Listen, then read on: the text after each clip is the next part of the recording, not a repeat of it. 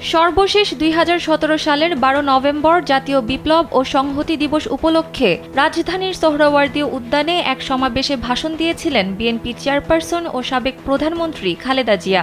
গত ৫ আগস্ট শেখ হাসিনার পতনের পর ২১ নভেম্বর সশস্ত্র বাহিনী দিবস উপলক্ষে সেনাকুঞ্জের সংবর্ধনা অনুষ্ঠানে উপস্থিত হলেও কোনো বক্তব্য দেননি BNP chairperson.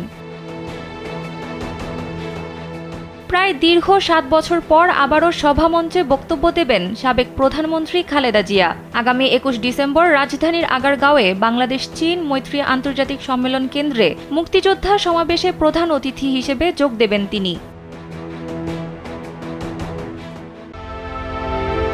Introducing High Class by Akij Port.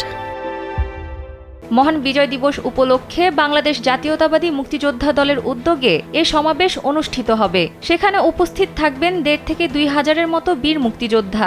এ বিষয়ে যাবতীয় প্রস্তুতি সম্পন্ন করেছে মুক্তিযোদ্ধা দল। এরই মধ্যে সমাবেশে আসার জন্য খালেদা জিয়াকে আমন্ত্রণ জানানো হয়েছে।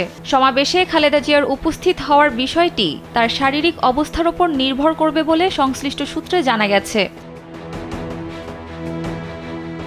মুক্তিযোদ্ধা দলের কয়েকজন নেতা কালবেলাকে বলেন, মহান বিজয় দিবস উপলক্ষে তারা সারা দেশের মুক্তিযোদ্ধাদের নিয়ে একটি মুক্তিযোদ্ধা সমাবেশ আয়োজনের সিদ্ধান্ত নিয়েছেন। সবকিছু ঠিক থাকলে সেখানে বিএনপি চেয়ারপারসন ও সাবেক প্রধানমন্ত্রী খালেদা জিয়া প্রধান অতিথি হিসেবে উপস্থিত থাকবেন।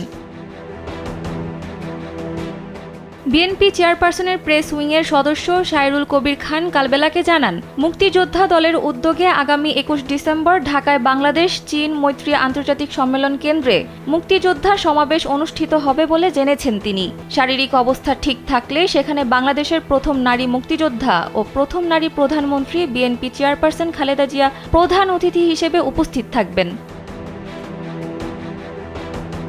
এদিকে শেখ হাসিনা সরকারের পতনের পর সভা সমাবেশ নিয়ে বেশ সরব বিএনপি। যে কোনো ইস্যুতেই সামনের সারি থেকে নেতৃত্ব দিচ্ছে দলটি।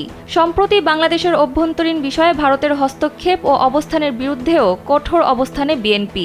বাংলাদেশ নিয়ে ভারতীয় অপপ্রচারের বিরুদ্ধে দেশের জনগণকে সচেতন ও জাগ্রত করার লক্ষ্যে সীমান্তবর্তী ২ জেলা পঞ্চগড় ও জামালপুরে সমাবেশ করার সিদ্ধান্ত নিয়েছে দলটি।